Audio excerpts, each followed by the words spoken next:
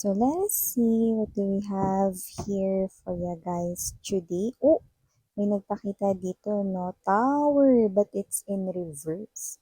So it looks like something here, no? Ang parang, alam mo yon, bagay na nakakagulat, pero imbis na magulat ka, parang mas lamang yung curious ka. Bakit ganito yung pangyayari, maybe may sitwasyon dito na mangyayari sa'yo, no, or darating, and then, instead na magulat ka yung extent ng gulat talaga, no, maaaring yung gulat na yun ay pwedeng equivalent sa curious or nagtataka ka, parang ganun, parang why, or bakit, bakit to nangyayari, ganun. Hindi naman yung naguguluhan, pero more likely yung nagtataka ka. Yan. So let us see. Just take only what resonates, guys. Okay. Thank you so much, Archangel Michael, together with the angel guides. Thank you so much. Let us see. Okay.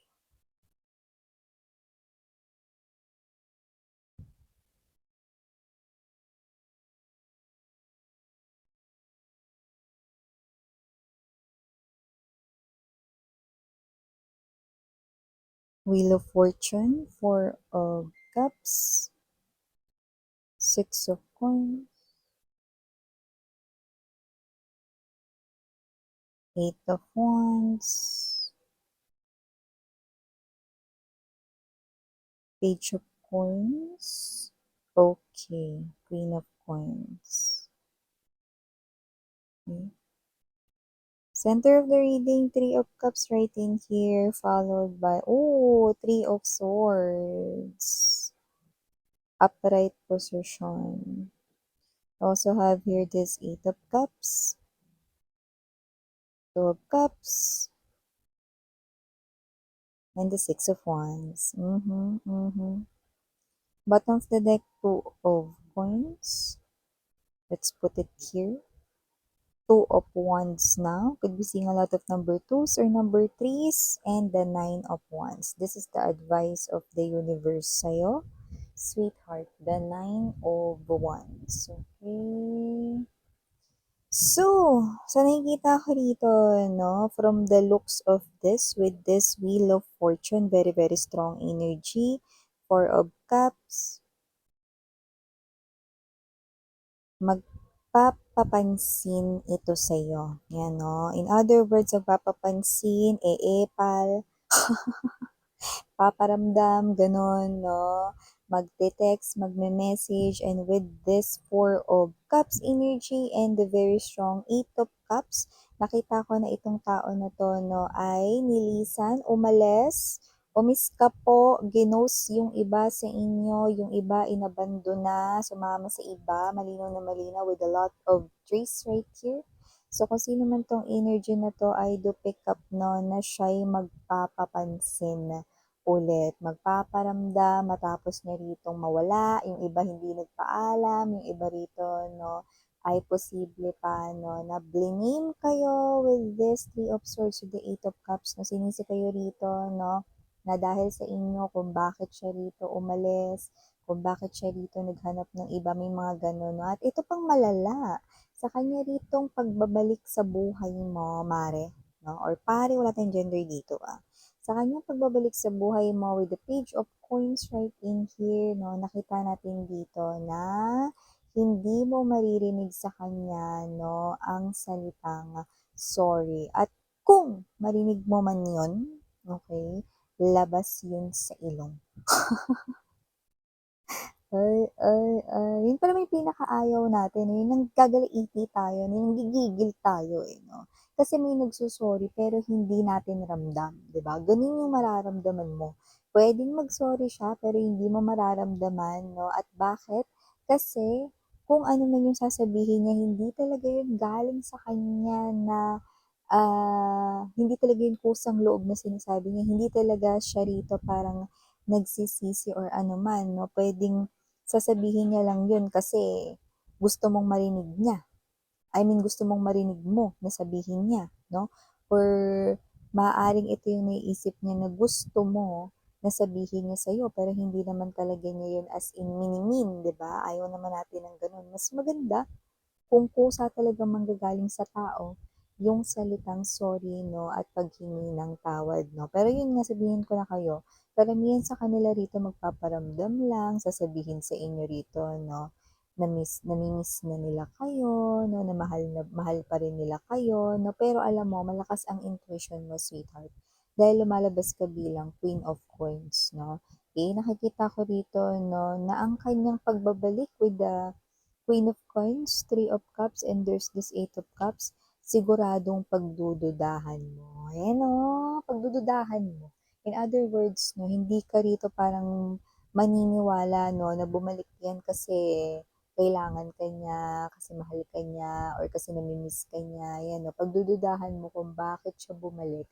At ang nakakaloka, hindi niya rito mabanggit-banggit yung salitang sorry or yung paghingi ng tawad sa'yo. Kapagka gano'n 'di ba, ang laki ng kasalanan sa'yo na wala tapos hindi man lang rito nagpaliwanag 'no, pagtapos na bumalik or makabalik 'no, parang akala mo walang nangyari 'no, parang akala mo lumbas lang siya sa pinto, tapos ang tagal na wala, bumalik lang, parang feeling mo bumili lang ng suka sa tindahan or sa kanto. Tapos pagbalik, wala man lang in-explain at sasabihin sa'yo rito, miss ka niya, mahal ka niya, yung mga sweet words, no, na alam niyang tuwang-tuwa ka dati or kinikilig kapag naririnig mo galing sa kanya. Yan, no? Pero dito nakikita ko, hindi ka natutuwa, no? Pero yung energy mo rito, magdududa ka, ba't yan nandito? Ano? Bakit siya rito nagpaparamdam? Bakit siya rito nagme-message ulit sa'yo? Bakit siya umiepal? Bakit siya rito nagpapapansin? Yan. O, mamaya pag-usapan natin. Pati na natin lahat. Hi and hello there everyone, my name is Yan. Welcome new subscribers to Training Eastern Buyers. Thank you so much. Puyaters, maraming salamat. At mga wala talagang sawa dyan na nakatutok dito every day. Sa mga hindi pa alam, mayroon pa tayong other channel, link down below sa ating description box. So kung interesado, i-click lang yan para mapunta kayo dun araw-araw. Nag-upload tayo ng collective readings for all signs there. At tandaan nyo rin na wala tayong gender dito. Wala rin po tayong time period. Pero sa karamihan, ito ay maaaring near future or immediate future. Yan, no? Yung iba dito nagsisimula ng kumilos sila, ha? Nakikita natin dito na sinasagawa na nila rito, no, yung gantong mga galawan, no? Magpapapansin na. Yung iba rito nakita ko pinatutunog na ang inyo rito mga phones. Yan, no? Gumagamit rito ng mga electronic devices, no? Pwedeng phone, tablet, no? Ano pa, computer, desktop, 'di ba? Mga ganyan, no? Yung mga pwedeng lagyan ng ano, data or wifi, no? Tapos pwede ka na makapag-send ng message, no? Or load, mga ganyan. So, makikita natin dito na itong person na to, no, ay may sinisimula ng gawin or may gagawin na dito, no? Yung iba, paparingin yung cellphone ninyo, no? Tapos unknown number lalabas, no? O yung iba naman dito na magsisimula ng mag-message request, no? Dahil dun muna masasala yon kung ang gagamitin naman nila ay chat, diba? So, maaaring blank message pa yon or yung text message blanco pa yon, no? Or yung iba talagang literal na sinabi, I miss you, tapos dahil unknown number, hindi nagpakilala, parang sinabi pang hulaan mo kung sino siya, di ba? Kung ganun, ikaw na pala yung pumalik sa akin dito sa pwesto ko. Kakaloka, no? Ginawa kayo manghuhulan. Tapos nakikita ko, etong tao na 'to, iba yung magiging approach mo sa kanya. Pero nakikita ko that with the page of coins, hindi siya rito natuto. Mm. Nakita ko rito 'no, na parang yung energy niya rito, may nakakabwisit. Yung gusto mong i-demand sa kanya rito yung explanation or gusto mong i-demand sa kanya rito na, "Ano hindi ka magso-sorry?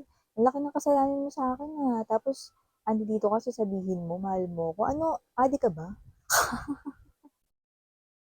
'Di ba? So, whatever the case may pa, ang sarap niyang tampalin, 'di ba? So, sino man 'tong energy na 'to, nakikita ko 'no, na ang goal nito mare 'no, or pare with this Three of Cups, this is reconciliation, this is rekindle, this is here union with the Two of Cups energy. Ang goal niya rito 'no, ay ang makipagbalikan sa'yo. Kaya paparamdam ito, magpapapansin ulit rito 'no, at nakikita ko rito na parang, alam mo, iba yung ngiti niya. Yung ngiti niya rito yung may agenda, yung hidden agenda, yung maitim na agenda, yung mabahong agenda. Kasi parang at the back of his or her mind, this person here ay hiding something from you. So, it might be, meron siya ditong purpose kung bakit siya dito makikipagbalikan sa inyo. Okay? And, okay, alam naman natin kapag may purpose ang isang tao, parang isang mission yon. So, pag natapos mo yung purpose na yun, di ba? So, ano na mangyayari sa'yo?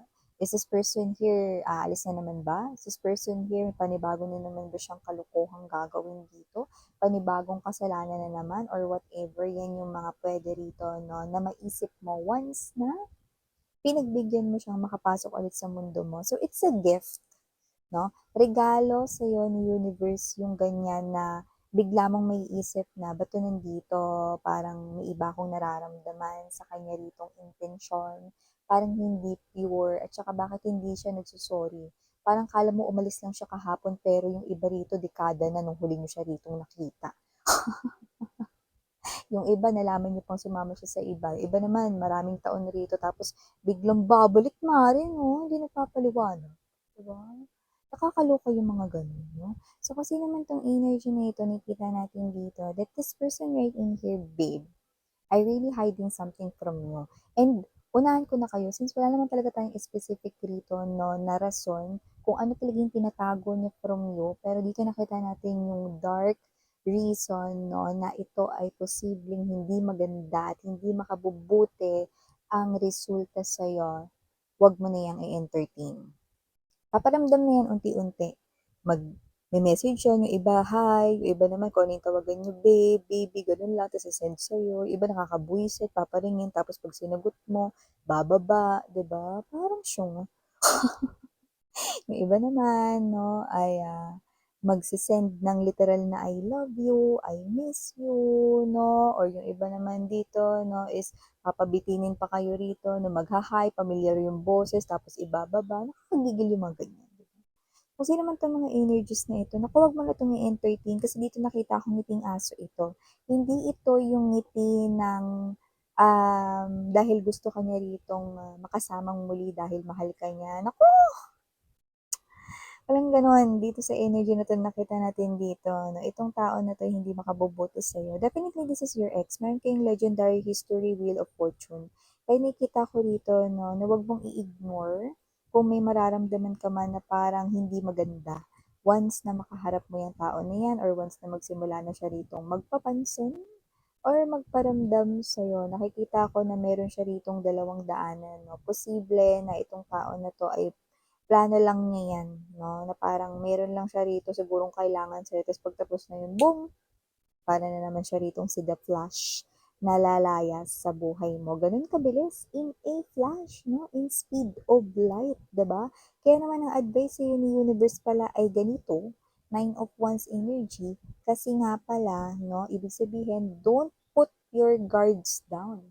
Don't put your walls down 'no, wag mong sirain yung walls or boundaries mo sa sarili mo kundi dagdagan mo pa daw, okay? This is the kind of war or this is the kind of fight, no, na dapat hindi manalo rito ang ex mo, kundi ikaw. Okay? Because you are already nandun sa stage ng life mo kung saan nag-heal ka na, no? So, wag mo nang bigyan ng room para sugatan ka ulit ng taong ito. Okay? So for the initials right in here, yes, we do have capital letter S, capital letter D, capital letter M, capital letter T, and capital letter B as in boy, capital letter Q, and capital letter A. For small letters, we have U, R, K, P, C, and last but not the least, I. So nakikita natin dito itong person na 'to 'no, ay hindi pa rin nagbabago. Parang meron lang talaga siya rito 'no, na once na mangyari or makuha niya yung kailangan niya, tapos rin ang inyong magiging koneksyon sa kanya na naman. At sa Okay, pagkakataon na naman 'no, na nabigyan na naman siya rito 'no, na umis ka po, abandonahin na naman kayo rito 'no, pang-ilang beses na ba ito kaya 'wag niyo na siyang bigyan rito 'no, ng permission na gawin ulit iyon sa'yo dahil hindi mo deserve, sweetheart, okay? You are precious, you are beautiful, you are handsome, you deserve so much more. You deserve someone better, ani. You deserve someone who's best for you. Okay? That's what you deserve. So, these are all the messages we've got right here for you, sweethearts. Again, I'm Mariana, on me for the girls Yana, Duna for the boys, Sarang Yellow and Light, and me.